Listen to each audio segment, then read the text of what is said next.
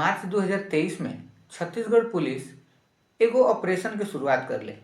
Operation के नाम रखल जाला ऑपरेशन मुस्कान। ऑपरेशन मुस्कान ऐसे काहे कि ई जोन ऑपरेशन होला ई महिला से जुड़ल एगो ऑपरेशन रहेला। काहे कि एमे पुलिस के ई मकसद रहेला कि जोन भी छोटी बच्ची या फिर जवान लड़की या कोनो महिला 5 साल या 10 साल यहाँ तक कि 20 साल तक भी पुरान अगर ऐसा कोनो केस बा जेमे उ घर वापस नहीं आयल या गायब हो गई बड़ी, तो उनकरा बारे में और उनकर जो केस हो बा ओके दोबारा से ओकर जांच करे खातिर ई ऑपरेशन होला। तो ई ऑपरेशन के तहत छत्तीसगढ़ के जितना भी थाना होला सब जगह पैगाम पहुंच जाला कि तहार लोग के ऐसा फाइल ढूंढे के बा और वो फाइल के में अच्छा से कार्रवाई करे के बा। तो यही ऑपरेशन के दौरान छत्तीसगढ़ के कोरबा जिला के एसपी एसएसपी लगे भी बहुत सारा फाइल्स पहुंचेला। फाइल्स के चेक कैला के दौरान एसपी के नज़र पड़ेला कुसमुंडा थाना के एगो 25 साल के न्यूज एंकर सलमा सुल्ताना के केस पर। सलमा सुल्ताना 21 अक्टूबर 2018 से घर से गायब रहेली। हालांकि वो न्यूज एंकर रहेली और उनकरा एक जगह से दूसरा जगह जाए के पड़त रहेला, लेकिन 3 महीना तक उनकर कोनो खबर ना आवेला। और यही बीच 20 जनवरी 2019 के उनकरा गायब होखला के लगभग 3 महीना बाद उनकर पिताजी के भी देहांत हो जाला। पिता के मौत पर भी जब सलमा घर वापस ना आवेली तब जाके परिवार वाला सन के माथा ठनक जाला कि आखिर ऐसा कौन काम में सलमा बिजी बाड़ी कि पिताजी के मौत पे भी वो घरे ना आईली। उ लोग सलमा से कांटेक्ट करे के बहुत कोशिश कर लो, लेकिन सलमा से कोनो कांटेक्ट घर वाला सन के ना हो पावेला। थक हार के परिवार के लोग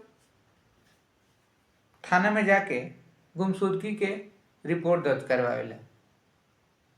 रिपोर्ट दर्ज होइला के बाद पुलिस कुछ दिन तक तो सलमा के खोजबीन जरूर करेला, लेकिन ओकरा बाद धीरे धीरे पुलिस के ध्यान एक केस से उतर जाला और सलमा ना मिलेली। तो ई बात के बितला 5 साल हो जाला। अब समय होला मार्च 2023। मार्च 2023 में छत्तीसगढ़ पुलिस मुस्कान ऑपरेशन के लागू करेले। तो मुस्कान ऑपरेशन के दौरान कुसमुंडा थाना के एसपी के नज़र पड़ेला सलमा सुल्ताना के फाइल पर। तो एसपी के ऑर्डर से सलमा सुल्ताना के केस के दोबारा से पूछताछ शुरू कर दिया जाला। पूछताछ में ज़्यादा कुछ निकल के सामने तो ना आवेला, लेकिन एगो नाम सामने आवेला। नाम होला मधुर साहू के। मधुर साहू एगो जिम ओनर रहेला, लेकिन इनकरो पर पुलिस के अभी उतना कुछ शक ना हो पाएला। तो बहुत कोशिश कैला के बाद भी जब पुलिस के कोनो पुख्ता सबूत ना मिल पावेला तो पुलिस शुरू से शुरू करे चाहेले एक केस के छानबीन। तो दोबारा जब शुरुआत होला एक केस के छानबीन के तो एगो नया बात तो निकल के सामने आवेला जोन की केहू के पता ना रहेला। बात ई होला कि पिछला 5 साल से यूनियन बैंक में एगो लोन चलत रहेला। लोन सलमा सुल्ताना के नाम पर सैंक्शन कइल रहेला और सबसे चौंकाए वाला बात ई रहेला कि ई लोन के ईएमआई बिल्कुल सही समय पर चुकावल जात रहला और के चुकावत रहला ई बात के जानकारी केहू के ना रहला। तो जब ई बात पुलिस के पता चलल तो पुलिस ई जाने के कोशिश करे लागल कि आखिर ई लोन चुकावत के बा। पुलिस बैंक में जाके मैनेजर से भी बात कैलस। तो मैनेजर के द्वारा बतावल गई कि जोन ई ईएमआई भराता ई भराता गंगा श्री जिम के द्वारा। पुलिस पता कर ले कि गंगा श्री जिम केकर ह। तो पता चलला कि ई उहे जिम ऑनर के ह मधुर साहू के। जब ये बात पुलिस के पता चलला तो पुलिस मधुर साहू के थाना बुलावेला। हालांकि मधुर साहू के जब ये बात पता चलेगा पुलिस उनकरा के थाना बुले बिया तो मधुर साहू कहीं गायब हो जाला, ऊ थाना ना जाला और उनकरा ना गइला के वजह से पुलिस के शक और बढ़ जाला। अब पुलिस का करेले कि उनकर 5 साल पहले के फोन के जो सीडीआर होला ऊ निकलवावेले ताकि पता चल पाओ कि इनकर जुड़ाव कितना ज्यादा रहे सलमा सुल्ताना से और ई काहे उनकर ईएमआई भरत रहा। ज्यादा दिन ई लुका छुपी ना चलेला मधुर साहू के और अगस्त 2023 में पुलिस उनकरा के गिरफ्तार कर लेले। सलमा सुल्ताना के बारे में पूछला के बाद मधुर साहू एगो कहानी सुनावेला कि सलमा सुल्ताना एगो न्यूज एंकर रहेली और चूंकि ऊ लाइव न्यूज करत रहेली तो वो वजह से उनकरा अपना फिटनेस पे बहुत ध्यान रखे के पड़ेला, जेकरा वजह से उनकर जिम आइल जाइल शुरू हो गई रहे। जिम आइला गइला के दौरान ही उनकर नज़दीकी मधुर साहू से बढ़ेला।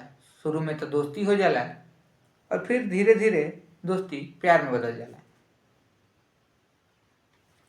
अब कुछ दिन बाद सलमा सुल्ताना मधुर साहू के शादी खातिर भी प्रपोज करेली, लेकिन मधुर साहू इनकार करे लागेला, मतलब ऊ बचे चाहेला। और यही बीच सलमा के ये भी पता चलला कि मधुर के और भी जगह अफेयर चलता है। ये वजह से सलमा बहुत नाराज हो जाली और उनकरा के जब फोर्स करे लागेली शादी करे खातिर। तो शादी के झंझट से बचे खातिर 21 अक्टूबर 2018 के अपन दूगो दोस्त कौशल और अतुल के साथे मधुर साहू सलमा सुल्ताना के रूम पर जालन और उनकर गला दबा के उनकर हत्या कर देलन। तो सलमा के हत्या कइला के बाद मधुर साहू सलमा के लाश के कार में रख के कोरमा जिला के तरफ ले जालन। कोरमा जिला में कोहड़िया पुल के पास भवानी मंदिर बा, वही मंदिर के नजदीक से एगो सड़क गुजरेला और वही सड़क के किनारे उस सलमा के लाश के गड्ढा खोन के दफना देलन। तो जब ये सब बात होला तो केहू के ना पता चल पाएला, काहे कि सलमा के घर से भी बहुत कम ही वास्ता रहेला। न्यूज एंकरिंग के दौरान वो हमेशा घर से बाहर रहेली और काफी दिन तक उनका कॉल घर पर ना भी जात रहेला। तो यही वजह से केहू के ऐसा शक ना हो पाएला कि उनकर हत्या हो गई बा या फिर वो अचानक गायब हो गई बड़ी।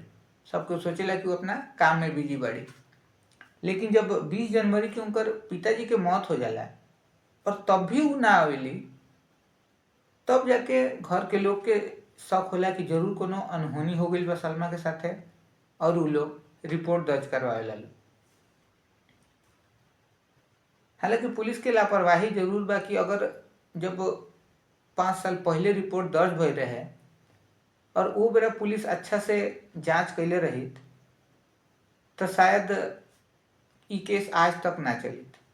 तो मधुर साहू के गिरफ्तारी के बाद पुलिस पूछताछ में उनकरा से ये भी पूछेले कि आखिर तू सलमा सुल्ताना के बॉडी कौना जगह पर दफनैले बड़ा, हमनी के बताओ ताकि हमनी के बॉडी हासिल करी सन। मधुर साहू के साथे पुलिस के एगो टीम जाले और उनकर बतावला जगह पर खुदाई होके लगेला। काहे कि पुलिस ई जाने ले कि बॉडी के मिलल बहुत जरूरी बा। अगर कोनो मुजरिम के ई साबित करे के बा कि उहे मर्डर कैले बा, वो खातिर लाश के मिलल बहुत जरूरी होला। तो यही वजह से पुलिस बॉडी के तलाश में बहुत जगह गड्ढा खोदेले। काहे कि कभी मधुर साहू बतावेलन कि हेजा दफनैले रहनी, फिर थोड़ा देर बाद बतावेलन जब वो लाश ना मिला तो कहलन कि शायद हेजा दफनैले बनी। एक तरह से कम 7-8 जगह गड्ढा खोदला के बाद भी लाश ना मिला।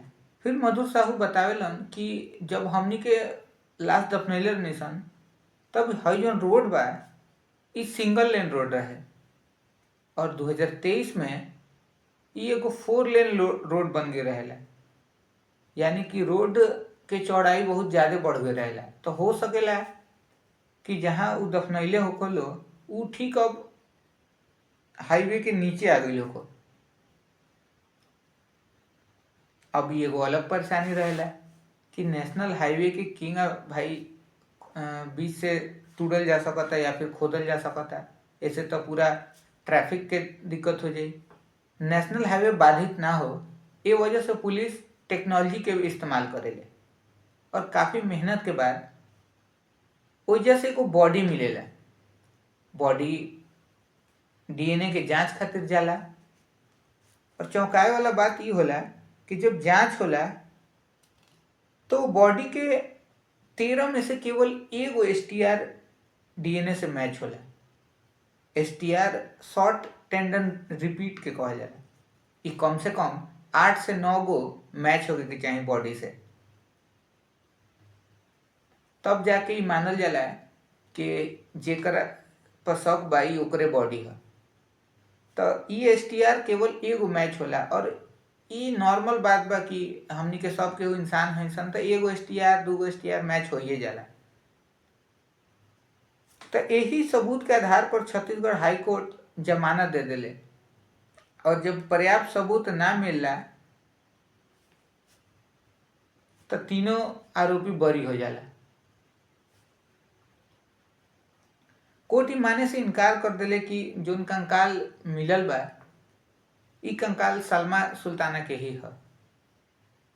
लेकिन अब ऐसे कोनो फर्क ना पड़ेला काहे कि सच्चाई तो ये बा कि अब सलमा सुल्ताना दुनिया में नहीं थी। तो भाई लोग आज के जोनी कहानी बा ई हमर सुनाए के मकसद केहू के तकलीफ पहुंचावल ना हो, ना ही केहू के परेशान कइल। ये कहानी सुनावला का मतलब है ताकि लोग सावधान रहो और सतर्क रहो। उनका आसपास कैसन लोग बा, केकरा से मिलता, जेकरा के आपन समझता उहे ओकरा साथे ऐसन ऐसन घात कर देता। ओकरे एगो ई कहानी सबूत के तौर पर बावे। तब मिले नितारलो से एगो अगला वीडियो में। वीडियो देखे खातिर बहुत बहुत शुक्रिया।